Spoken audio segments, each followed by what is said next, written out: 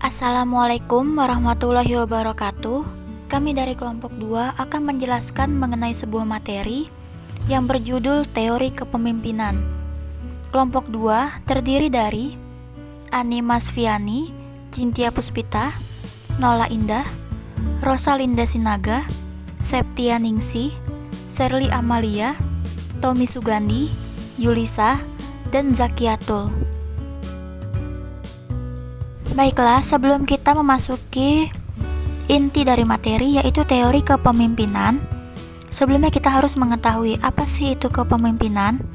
Baiklah, saya akan menjelaskan definisi singkat mengenai kepemimpinan. Kepemimpinan adalah salah satu fungsi manajemen untuk mempengaruhi, mengarahkan, memotivasi dan mengawasi orang lain agar dapat melakukan tugas-tugas yang telah direncanakan sehingga mencapai sasaran dan tujuan organisasinya.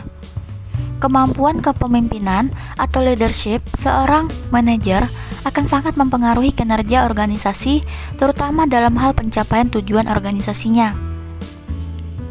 Menurut seorang ahli yang bernama Kartono, pada tahun 2002, beliau menyampaikan bahwa teori kepemimpinan dasar itu terdiri dari teori genetis, teori sosial, dan teori ekologis atau sintetis.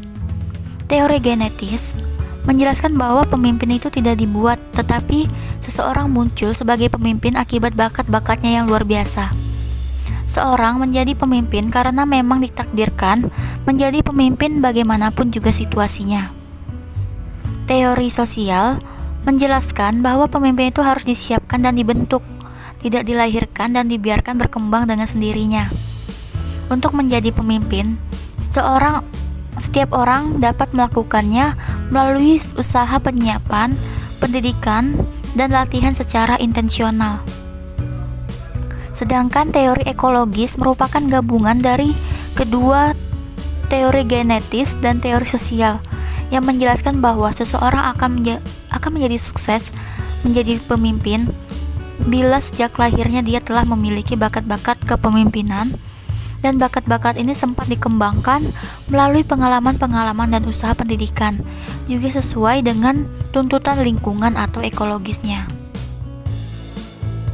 Konsep kepemimpinan. Kepemimpinan diartikan sebagai proses pengaruh sosial yang memaksimalkan upaya orang lain untuk pencapaian tujuan. Pengertian ini memiliki konsep dasar sebagai berikut. Yang pertama, kepemimpinan berasal dari pengaruh sosial, bukan otoritas atau kekuasaan. Yang kedua, kepemimpinan membutuhkan orang lain, dan itu menyeratkan bahwa mereka tidak perlu menjadi laporan langsung. Yang ketiga, tidak disebutkan ciri-ciri kepribadian, atribut, atau bahkan gelar. Ada banyak gaya, banyak jalan menuju kepemimpinan yang efektif. Yang keempat, ini mencakup tujuan, bukan pengaruh tanpa hasil yang diinginkan. Contoh kepemimpinan yang baik ialah antara lain: yang pertama, menginspirasi dan memotivasi. Pemimpin yang hebat menciptakan proyeksi masa depan. Yang kedua, memiliki integritas dan kejujuran tinggi. Yang ketiga, pelajari dan selesaikan masalah. Yang keempat, bekerja agar hasilnya tercapai. Yang kelima, komunikasi yang bagus. Yang keenam, memiliki hubungan yang erat. Dan yang ketujuh, bersikap profesional. Dan kedelapan, memberikan strategi. Dan yang kesembilan, bersifat membangun. Kesepuluh, melakukan inovasi.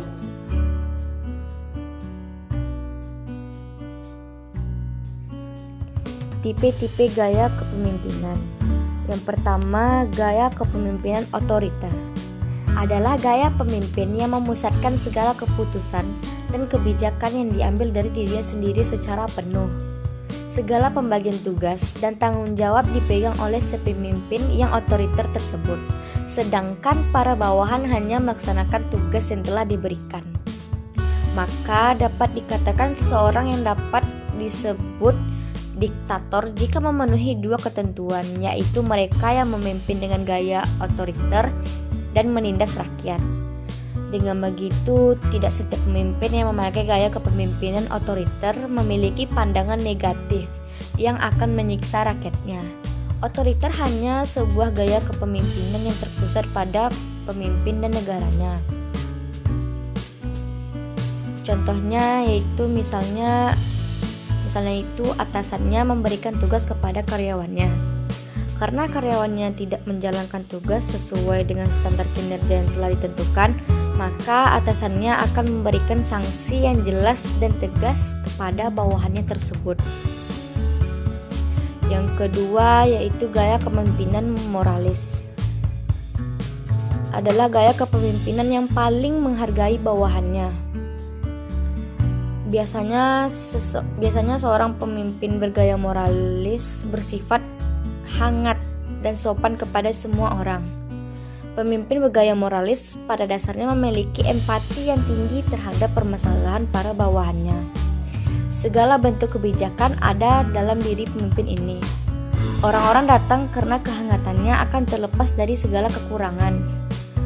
Pemimpin bergaya moralis adalah sangat emosional. Dia sangat tidak stabil, kadang bisa tampak sedih, mengerikan, kadang pula bisa sangat menyenangkan dan bersahabat. Contohnya yaitu atasannya memberikan tugas yang berat kepada bawahannya. Karena tugas yang diberikan itu berat, maka atasannya memberikan kelonggaran atau fleksibel dalam melaksanakan tugas-tugas. Tetapi dengan hati-hati diberikan batasan serta berbagai prosedur. Jika bawahan tersebut telah berhasil menyelesaikan tugas-tugas yang diberikan, maka akan diberikan hadiah atau penghargaan supaya karyawan tersebut bekerja menjadi lebih semangat. Baik, materi selanjutnya adalah gaya karismatis. Gaya ini adalah gaya kepemimpinan yang mampu menarik atensi banyak orang karena berbagai faktor yang dimiliki oleh seorang pemimpin yang merupakan anugerah dari Tuhan. Contoh dari pemimpin kali ini adalah Bapak Soekarno. Ia adalah seorang pemimpin karismatik. Dia menggunakan kemampuan orasi dan pidato yang kuat, kepribadian yang menarik, dan komitmen yang tak tergoyahkan. Dia menggerakkan masyarakat untuk perubahan positif, yakni kemerdekaan Indonesia. Selanjutnya, gaya diplomatis. Gaya ini memiliki beberapa kelebihan tersendiri, namun juga mengandung kekurangan di dalamnya. Kelebihan yang dimiliki adalah penempatan perspektif dari gaya kepemimpinan ini. Akan tetapi, salah satu kelemahannya adalah dalam gaya tersebut, kesabaran sang pemimpin bisa saja menimbulkan hal yang tidak seharusnya. Banyak orang sering sekali melihat dari satu sisi, yaitu sisi keuntungan dirinya. Sisanya melihat dari sisi keuntungan lawannya. Hanya pemimpin dengan kepribadian putih ini yang bisa melihat kedua sisi dengan jelas. Apa yang menguntungkan dirinya dan juga menguntungkan lawannya. Kesabaran dan kepasifan adalah kelemahan pemimpin dengan gaya diplomatis ini. Umumnya, mereka sangat sabar dan sanggup menerima tekanan, namun kesabaran ini bisa sangat keterlaluan. Mereka bisa menerima perlakuan yang tidak menyenangkan tersebut, tetapi pengikut-pengikutnya tidak. Dan sering sekali hal inilah yang membuat para pengikutnya meninggalkan si pemimpin. Saya akan menjelaskan teori kepemimpinan. Pertama, teori orang hebat atau great man theory. Berkembang sejak abad ke-19. Teori ini menyatakan kepemimpinan merupakan bakat atau bawaan sejak seseorang lahir ke dunia. Benis dan Nanus menjelaskan bahwa teori ini berasumsi pemimpin bukan diciptakan tetapi dilahirkan. Teori ini melihat bahwa kekuasaan berada pada sejumlah orang tertentu yang melalui proses pewarisan memiliki kemampuan memimpin, atau karena keberuntungan memiliki bakat untuk menempati posisi sebagai pemimpin. Menurut teori ini, para pemimpin dilahirkan dengan memiliki karakteristik internal bawaan seperti kecerdasan, keterampilan sosial, karismatik, dan rasa percaya diri. Teori ini juga menganggap seseorang pemimpin hebat akan muncul saat dalam menghadapi situasi tertentu. Contoh dari teori ini adalah di sebuah perusahaan memiliki pemimpin yang memiliki sifat kepemimpinannya sejak lahir dan mewariskannya kepada anaknya, atau orang yang memiliki keberuntungan bakat memimpin untuk memimpin perusahaan tersebut. Selanjutnya, saya akan menjelaskan tentang teori sifat kepribadian. Wright teori atau sifat kepribadian mempercayai bahwa orang yang dilahirkan atau dilatih dengan kepribadian tertentu akan menjadikan mereka unggul dalam peran kepemimpinan. Artinya, Kualitas kepribadian tertentu seperti keberanian, kecerdasan, rasa tanggung jawab, dan disiplin dapat membuat seseorang menjadi pemimpin yang baik. Teori kepemimpinan ini berfokus pada analisis karakteristik mental, fisik, dan sosial untuk mendapatkan lebih banyak pemahaman tentang karakteristik dan kombinasi karakteristik yang umum di antara para pemimpin. Keberhasilan seseorang dalam kepemimpinan sangat tergantung pada sifat kepribadiannya dan bukan saja bersumber dari bakat, namun juga berasal dari pengalaman dan hasil belajarnya. Contoh dari teori ini yaitu, di suatu perusahaan, pemimpin memiliki sifat disiplin, sehingga semua karyawan di perusahaan tersebut juga memiliki sifat disiplin, dengan selalu menaati peraturan yang telah ditetapkan oleh pemimpinnya. Selanjutnya, saya akan menjelaskan teori transaksional atau transactional theory. Dalam teori ini, baik seorang pemimpin dan pengikut terlibat dalam praktik yang memungkinkan adanya pertukaran antara pengikut dan pemimpin. Dengan kata lain, teori ini digambarkan sebagai suatu asosiasi yang melibatkan pemimpin dan pengikut terjadi karena adanya serangkaian perjanjian antara pemimpin tersebut dengan para pengikutnya. Contohnya, pelatih olahraga. Mereka memotivasi atlet untuk menerapkan disiplin dalam latihan. Mereka menanamkan komitmen tingkat tinggi untuk berusaha yang terbaik demi memenangkan hadiah. Jika beberapa atlet tidak menunjukkan kemauan tinggi untuk maju, pelatih mengabaikan dan tidak mengikutsertakan mereka dalam kompetisi internasional. Selanjutnya, teori transformasional atau transformational theory. Teori transformasional ini mencakup dua elemen yang sangat penting. Kedua elemen yang dimaksud adalah relasional dan hal-hal yang berurusan dengan perubahan real. Teori transformasional ini terjadi ketika satu orang atau sekelompok orang berhubungan dengan orang banyak dengan upaya untuk mengangkat posisi atau pencapaian para pemimpin dan pengikut. Dengan kata lain, antara pemimpin dan pengikut saling mengangkat pencapaian mereka sampai kepada tingkat motivasi dan moralitas yang lebih tinggi. Contohnya dalam organisasi, seorang manajer yang mencoba untuk mengubah nilai-nilai bersama dalam perusahaan untuk merefleksikan standar kejujuran dan keadilan yang lebih manusiawi. Dalam proses itu, baik pemimpin maupun pengikutnya akan muncul dengan sekumpulan nilai-nilai moral yang lebih kuat dan lebih tinggi. Selanjutnya ada teori sifat. Teori sifat berasumsi bahwa seseorang yang dilahirkan sebagai pimpinan karena memiliki sifat-sifat sebagai pemimpin.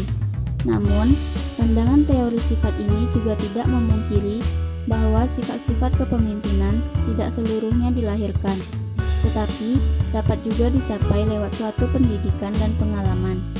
Contoh teori sifat yaitu, misalnya seorang pemimpin perusahaan dengan kemampuan pribadinya yang cerdas dan karakternya yang ramah, mampu memimpin dan memperlakukan bawahannya sebaik mungkin sehingga dia disegani dan dihormati oleh semua bawahannya. Lalu ada teori perilaku. Teori perilaku dilandasi pemikiran bahwa kepemimpinan merupakan interaksi antara pemimpin, dan dalam interaksi pengikutlah yang menganalisis dan memersepsi apakah menerima atau menolak pengaruh dari pemimpinnya. Contoh teori perilaku yaitu, misalkan di suatu organisasi terdapat pemimpin terdahulu dan pemimpin yang sekarang. Lalu, pemimpin yang sekarang ini bertindak atau memimpin dengan gaya yang cenderung meniru pemimpin terdahulu. Baik, untuk teori kepemimpinan selanjutnya adalah teori situasional kontingensi. Teori kepemimpinan situasional kontingensi adalah teori yang mengembangkan kepemimpinan sesuai dengan situasi dan juga kebutuhan. Dalam pandangan ini, hanya pemimpin yang dapat mengetahui situasi dan kebutuhan organisasilah yang dapat menjadi pemimpin yang efektif. Yang berarti, pemimpin harus memilih tindakan yang terbaik berdasarkan situasi yang sedang dihadapi. Dan juga kepemimpinan dipengaruhi oleh variabel-variabel lingkungan sehingga menentukan gaya kepemimpinan. Keberhasilan pemimpin tergantung pada sejumlah variabel seperti gaya kepemimpinan, kualitas anggota, dan juga aspek lingkungan. Dan yang terakhir adalah teori kepemimpinan karismatik. Kepemimpinan dengan menonjolkan karisma untuk dapat menarik serta menginspirasi pengabdian oleh orang lain. Dan pemimpin karismatik lebih banyak berkomunikasi dengan para pengikutnya.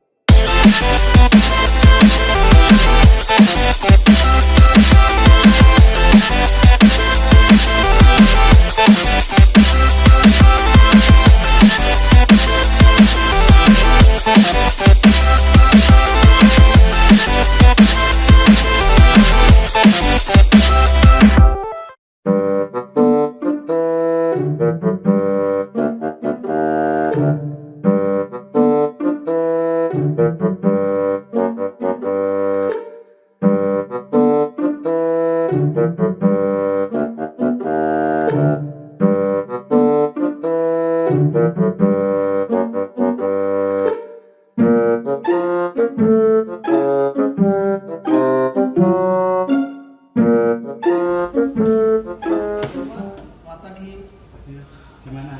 Sudah sehat? Oh iya, alhamdulillah udah sehat Pak. Oh iya, makasih ya buat kemarin izinnya Pak. Ya, Iya, makasih. mari. Iya Pak, hati-hati.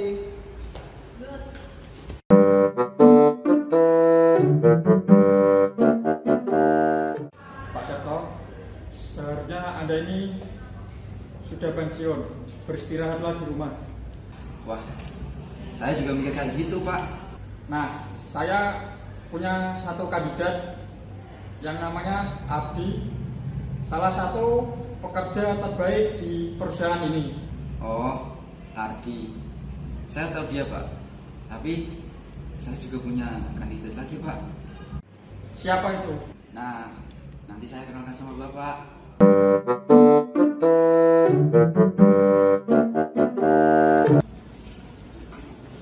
Selamat pagi, Pak Wendy. Ya, selamat pagi. Ini saya bawa kandidat saya. Ini namanya Felix, anak teman saya. Let me introduce myself. I'm Felix from America. Oh, Felix. No, Felix, come on. Felix, you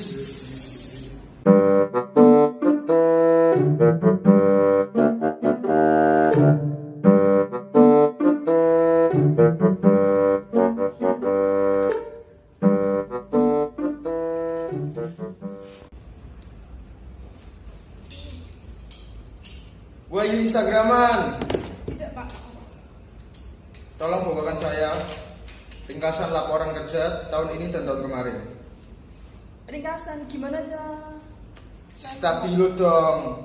Penting stabilo, penting stabilo, penting stabilo.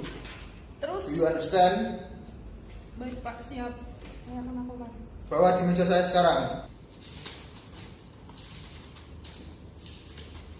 Hey, where are you going, Kartika? Ini Pak, saya dipanggil Ilham. Kok aku toh, Pak? Udah. Malah berdebat. Saya lapar. Pesan saya Grab.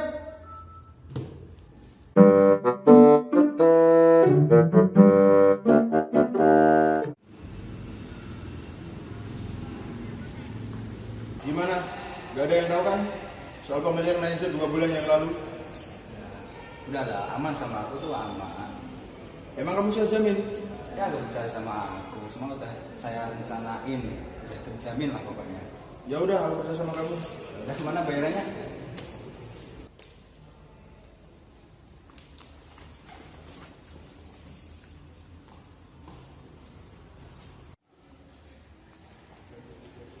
Permisi, Pak.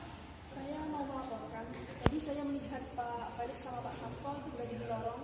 Saya mendengar ada percakapan mengenai tindak kecurangan yang dilakukan mereka berdua terhadap kasus pemilihan kepemimpinan kemarin. Kamu punya buktinya? Oh, ada, Pak. Part 3 sempat makamnya. Wah, ini tindakan yang tidak baik. Nanti secepatnya saya proses. Terima kasih atas videonya tersebut. Baik, Pak. Permisi Pak, Bapak memanggil kami berdua. Ya, silakan duduk. Apa benar kalian melakukan tindak kecurangan dalam pemilihan manajer? Gak mungkin Pak, saya gak pernah melakukan kayak gitu. Kamu udah bantuin aku. Iya Pak, benar. Gak mungkin itu. Pasti editan itu Pak. Ini saya punya bukti videonya. Balik, kamu saya pecat. No way!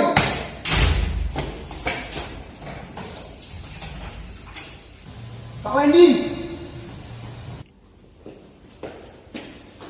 Please Pak, jangan pecat saya. Saya mohon, saya minta kesempatan sekali lagi Pak.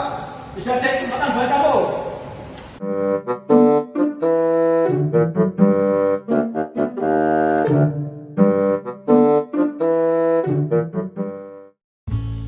Cukup sekian presentasi yang dapat kami sampaikan pada kesempatan kali ini. Terima kasih atas segala perhatiannya. Mohon maaf apabila banyak kekurangan dan kesalahan.